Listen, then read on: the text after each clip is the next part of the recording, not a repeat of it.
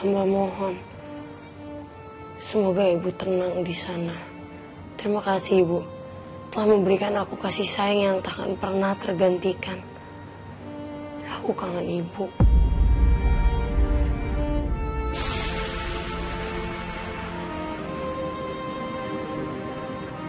Allah, hujan deras di luar sana. Kira-kira Mas Kenzo di sana nggak ya? Nggak mungkin juga Mas Kenzo masih di luar. Mas Kenzo nggak mungkin mau hujan-hujanan.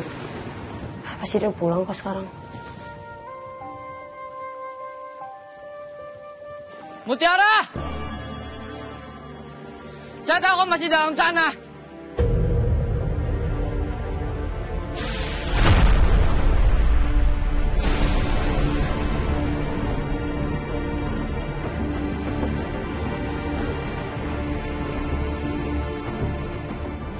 Sampai segitunya. Aku kecewa sama Mas Kenzo. Aku nggak mau ketemu sama dia. Tapi ngeliat dia kayak gini juga jadi nggak tega.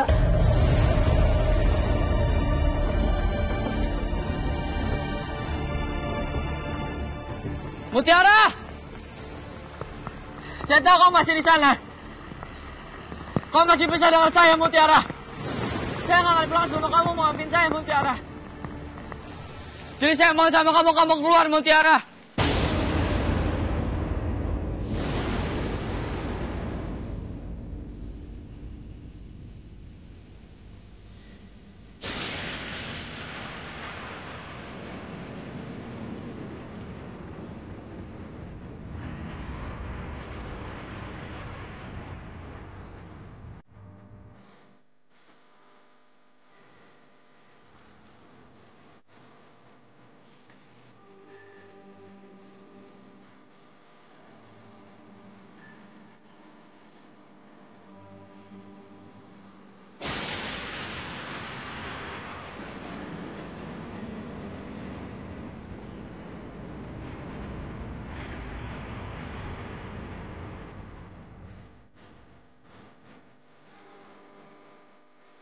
Saya siap tanggung jawab.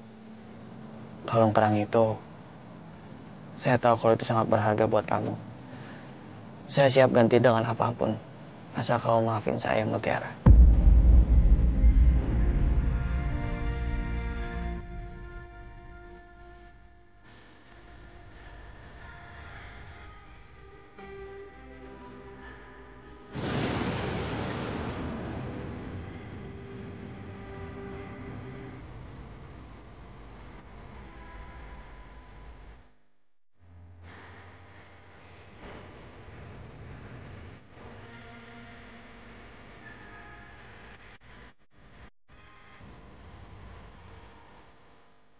Mas Kenzo gimana ya?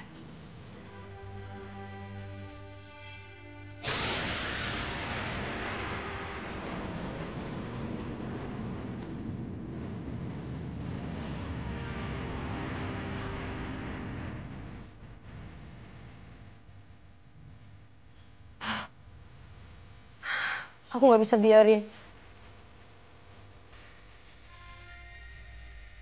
Aku nggak bisa biarin Mas Kenzo hujan-hujanan kayak gini terus. Tapi aku nggak mau ketemu sama dia. Aku telepon Mbak Aurel aja deh. Aku harus kasih tau Mbak Aurel kalau Mas Kenzo ada di sini dan dia nggak mau pulang.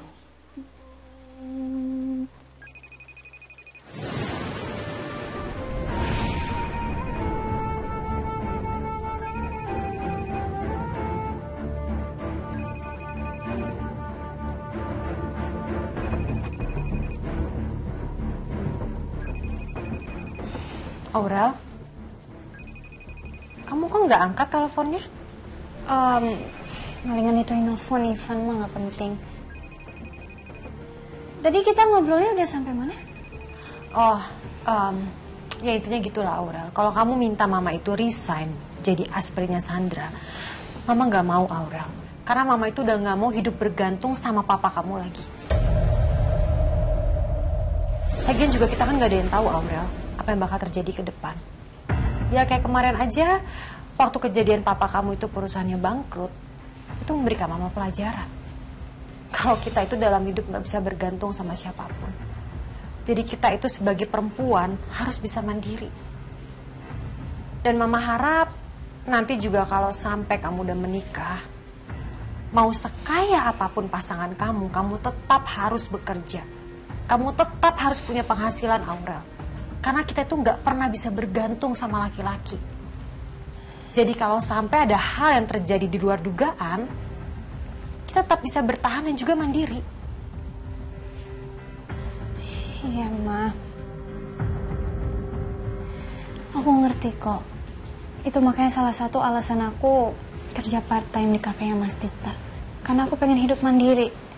Aku juga gak ngelarang Mama buat kerja jadi asprinya Cassandra. Tapi kalau ngelihat Mama disuruh-suruh kayak gitu, aku juga gak tega, Ma. Gimana kalau Kak Kenzo lihat? Kak Kenzo pasti bakalan marah. Tapi kamu gak perlu cerita ini kan ke Kak Kenzo, Aurel. Ya, tapi kan Papa pasti cerita ke Kak Kenzo, Ma.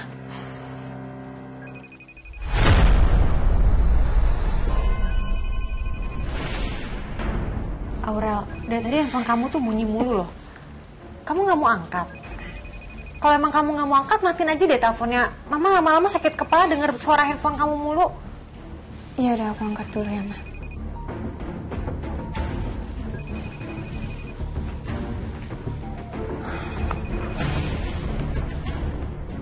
Halo Mbak Aurel. Ya ampun, Mut. Itu kok Kak Kenzo hujan-hujanan gitu? Gini Mbak Aurel, Mas Kenzo mau minta maaf sama saya, tapi nggak saya bolehin.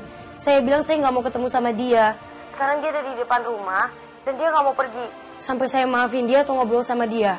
Saya minta tolong ya Mbak, bujukin Mas Kenzo dong buat pulang. Dan kalau Mbak Aurel nggak bisa ngebujuk Mas Kenzo, minta tolong Pak Trimo atau Pak Yanto ngejemput Mbak. Saya kasihan ngeliatnya Mas Kenzo hujan-hujanan. Saya tetap nggak tega. Kamu sama Kak Kenzo lagi berantem ya? Bukan berantem lagi Mbak. Saya kecewa sama Mas Kenzo. Dia satu-satunya orang yang saya percaya. Saya nitipin kalung pemberian almarhum ibu saya ke dia. Tapi kalung kerangnya malah dihancurin.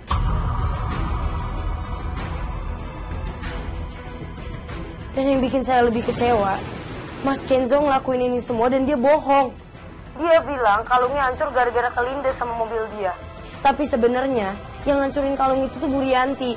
Dan dia cuma nutup-nutupin supaya saya nggak marah sama Bu Rianti.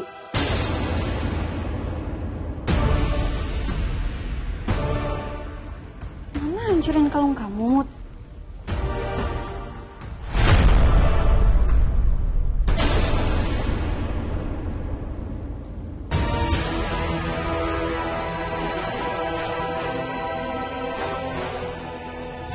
Mutiara, apa-apaan kamu? Hah? Kamu mau bikin Kenzo sakit?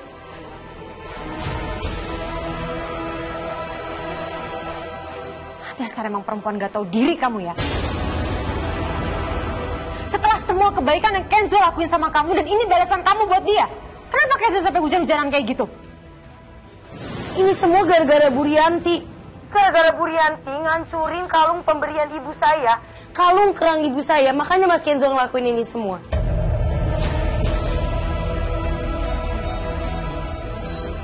Saya udah gak habis pikir ya. Saya benar-benar kecewa sama Bu Rianti. Kecewa juga saya sama Mas Kenzo.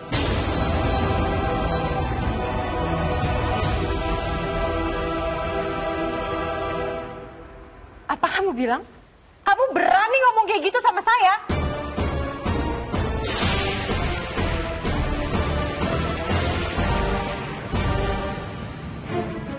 Terima, Yanto!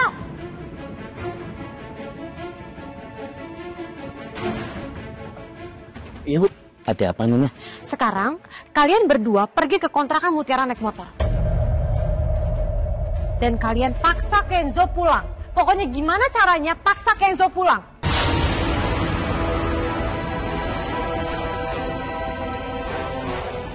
Dan kamu Yanto, tolong kamu pulang bawa mobil Kenzo, oke?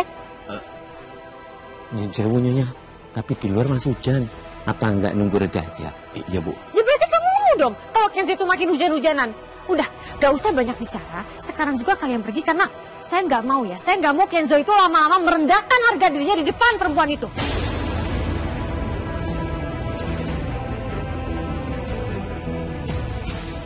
saya nggak sudi. Cepetan. Oke, Nyonya. Mau, ayo, Mau. Sebentar, gua siapin jas hujan dulu ya. Ayo, Mau. Misi, Bu. Misi, Nyonya. Ayo, Aurel, papa kamu harus tahu hal ini. Enggak, Ma, jangan. Papa tuh belum sembuh total. Kalau Papa tahu, bisa-bisa penyakit Papa kambuh lagi, Ma.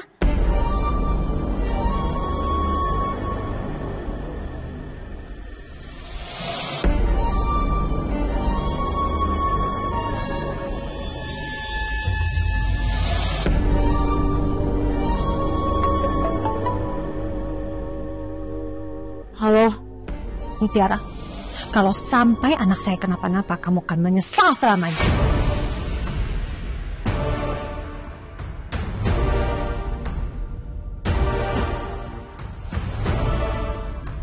Jujur sebenarnya saya salut dan bangga ngeliat Mas Kenzo.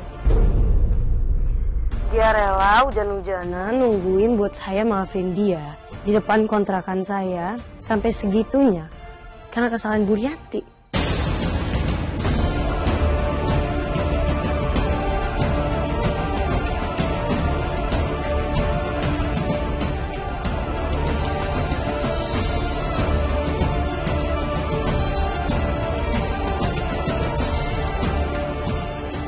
Mas Kenzo rela bohong ke saya supaya saya nggak benci sama Bu Rianti.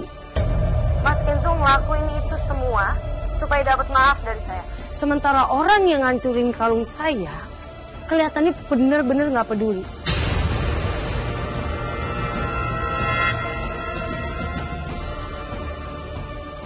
Bu Rianti aja nggak ngerasa bersalah kan?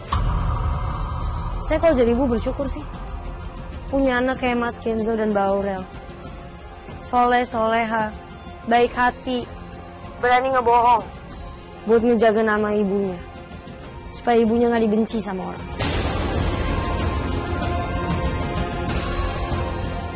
Kamu nggak sopan sekali ya berani bicara seperti itu sama saya. Kamu pikir kamu itu siapa? Halo? Halo?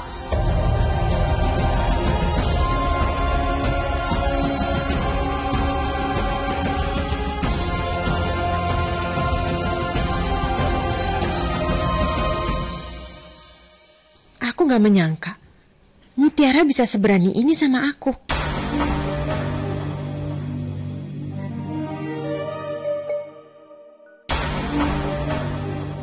Semut kalau terus-menerus diinjak, lama-lama juga bisa gigit Bu Rianti.